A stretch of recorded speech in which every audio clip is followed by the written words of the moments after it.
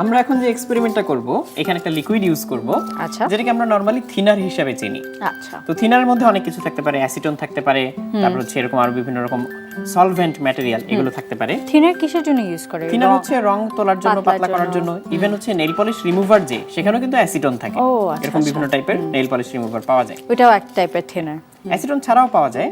তো এখানে আমি অল্প একটু থিনার ঢেলে নিব, তবে তার আগে তোমাকে একটু দেখাই থিনার দিয়ে আরো কি কি করা যায়। আচ্ছা এইখানে গ্লাসের যে বিকারটা, এই বিকারের মধ্যে আমি যদি পার্মানেন্ট মার্কার দিয়ে দাগ দেই তাহলে এই দাগটা তো সহজে উঠবে না, তাই না? কারণ পার্মানেন্ট মার্কার মানেই তো তাই। এখন অবশ্য উঠে যাচ্ছে, শুকায়নি, শুকানোর পরে আর উঠবে না।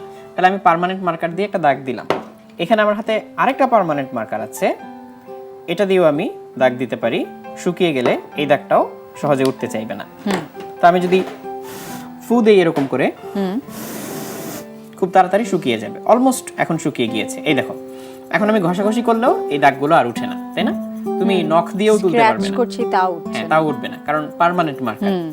এই ধরনের দাগ যেগুলো তুমি হাতে উঠাতে পারছো না বা স্ক্র্যাচিং করে উঠাতে পারছো না, সেটা তোলার জন্য থিনার ইউজ করা যায়। এই বোতলের ভিতরে থিনার আছে। আচ্ছা তো আমি এখানে একটু থিনার দিলেই স্প্রে করলে দেখো কি হয়, দেখতে পাচ্ছো? আরে অলমোস্ট মনে হচ্ছে গলে Gone. যাচ্ছে রংটা, তাই না? সাথে সাথে নীলটা তো সাথে সাথে চলে গেল, নাই। একদমই নাই। এত তাড়াতাড়ি কাজ করে? এত তাড়াতাড়ি কাজ করে। বাহ, তুমি যদি একটু টিস্যু দিয়ে বা কিছু দিয়ে মুছে নাও তাহলে আর কোনো চিহ্নই থাকবে না। এখানে কোনো দাগাদাগি হয়নি। থিনার দিয়ে এই কাজটা করা যায়। হ্যাঁ তবে থিনার কিন্তু বেশ ডেঞ্জারাসও। আচ্ছা তাহলে দেখো, থিনার অনেক কিছুকে গলিয়ে ফেলতে পারে বা ডিসলভ করে ফেলতে পারে। ওকে তাহলে আমি এখানে এই বিকারের মধ্যে কয়েক চামচ থিনার ঢেলে নিচ্ছি, এই যে।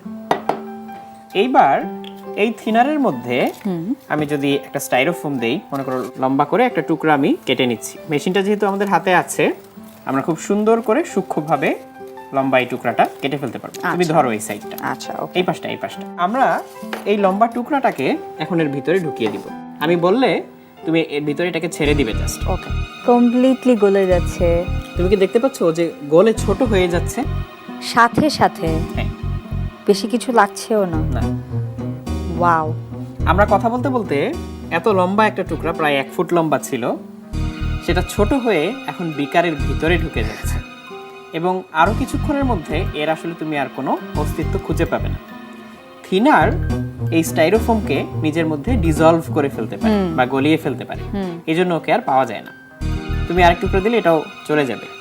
এখানে যে ছোট্ট মানুষটা দেখা মানুষটাকে যাচ্ছে, আমরা মেরে ফেলবো এখন। ধরো আমরা যদি ওকে এর ভিতরে ঢুকিয়ে দেই তাহলে একটু পরে ওকে আর খুঁজে পাওয়া যাবে না। দেখতে দেখতে মানুষটা নাই হয়ে গেল, তাই না? তুমি চাইলে সোর্ডটাকেও হচ্ছে এর ভিতরে দিয়ে দিতে পারো, দেখো কি হয়। মিনিটের মধ্যে চলে গেল। হ্যাঁ, সেকেন্ডের মধ্যে, লিটারালি ইন সেকেন্ডস। তাহলে দেখো সেকেন্ডের মধ্যে এই সোর্ডটাও গলে যাচ্ছে। Wow. কিন্তু সোর্ডে কালো রং করা ছিল, হ্যাঁ, এইজন্য ওই আমাদের কালো রংটা সলিউশনটা আমরা আস্তে দেখতে আস্তে কালো পাচ্ছি। হয়ে যাচ্ছে। আমি এখান থেকে 4 কোণা একটা টুকরা কেটে নিচ্ছি, বড় করে এরকম 4 কোণা একটা টুকরা কেটে নিচ্ছি। আচ্ছা এই যে এরকম একটা টুকরা কেটে নিলাম। পড়ে গেল। এর মধ্যে তুমি চাইলে বিভিন্ন ছবি টবি আঁকতে পারো, যে কোনো কিছু করতে পারো। দেখো এর গায়ে থিনার স্প্রে করলে কি হয়। আচ্ছা দেখো, গর্ত হয়ে যাবে আমি এখানে মনে ধরি, হচ্ছে। তো এর মধ্যে আমি থিনারটা স্প্রে করে দিচ্ছি। দেখো এর গায়ে থিনার আস্তে স্প্রে আস্তে করার কিন্তু পর, পুরোটা ইরোড হয়ে হ্যাঁ, যাচ্ছে উপরে। যেই জায়গায় আমি স্প্রে করে দিচ্ছি দেখো সেই জায়গায় গর্ত হয়ে যাচ্ছে। তুমি কি দেখতে পাচ্ছো? গর্তটা থেকে আস্তে আস্তে জালের মতো হ্যাঁ, একটা জালের মতো, জেলির জেলির মতো হয়ে যাচ্ছে এবং এখন কিন্তু ছিদ্র হয়ে গেল। এই দেখো, তুমি এই পাশ দিয়ে কিন্তু আমার হাত দেখতে পাবে, হ্যাঁ একদম মাকড়সার জালের মতো তাই না? লাগছে। আমি এটা এর উপরে রেখে দিলাম। আবার দেখো, এবার আমি বিপরীত পাশ থেকে স্প্রে করি। তুমি তো সামনে থেকে দেখে বুঝতে পারবে না যে আমি কোথায় স্প্রে করছি, হ্যাঁ। তাই না?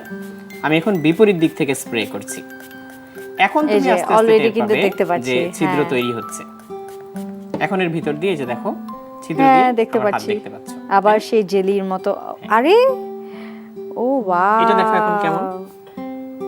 একদম গর্ত হয়ে গেছে। সো চাইলে আমরা অ্যাসিটন দিয়েও কিন্তু এরকম সার্কেল তৈরি করতে তৈরি পারি। করতে পারি এবং এটা একটা আর্ট ওয়ার্ক হিসেবে তুমি হচ্ছে বাধাইও করে বাধাই রাখতে করে পারো, যদি রাখতে চাও পারি, আর যে কি। এমনি করে। বিমূর্ত চিত্রশিল্প। খুবই ইন্টারেস্টিং কিন্তু লাগলো এই জিনিসটা। তবে তবে ভাইয়া এই এক্সপেরিমেন্ট গুলো করার সময় যেটা সাবধানে থাকতে হবে, আমরা যাতে এই অ্যাসিটন ইনহেল করে না ফেলি। আচ্ছা সবচেয়ে ভালো হয় এই এক্সপেরিমেন্ট করার সময় যদি আমরা মাস্ক ইউজ করতে পারি এবং গ্লাভস এবং হাতে যদি আমরা গ্লাভস ইউজ করতে পারি।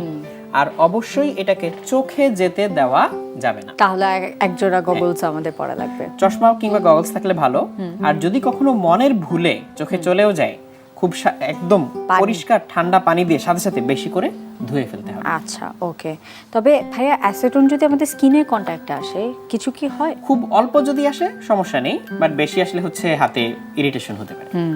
খুবই ইন্টারেস্টিং কতগুলো এক্সপেরিমেন্ট কিন্তু আমরা দেখে ফেললাম, এবং বাসায় যারা দেখেছো এক্সপেরিমেন্টগুলো তোমরা কিন্তু অবশ্যই ট্রাই করবে, তবে সতর্কতার সাথে। স্পেশালি অ্যাসেটন নিয়ে ডিল করার সময় তো অবশ্যই ভাইয়া যেটা বললো, গ্লাভস, গগলস এবং মাস্ক পরে নিতে হবে।